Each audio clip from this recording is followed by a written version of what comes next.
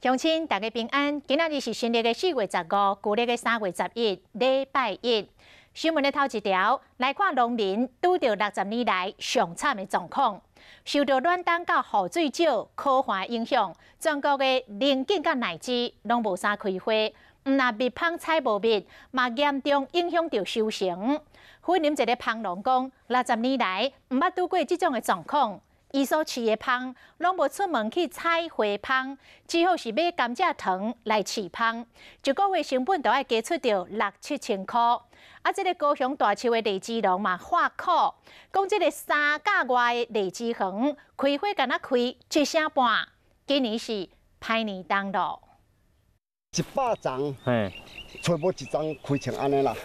规丛的莲景树依然是安尼青青，花敢若开一小部分。 我一家只也60磅啊，毋捌拄到像今年安尼无花。蜂农讲拄着暖冬，雨水阁少，莲景树无开花，若是无蜜通好采，这蜂咧嘛枵死。蜂农只好开钱买1包1000块甘蔗糖来饲蜂。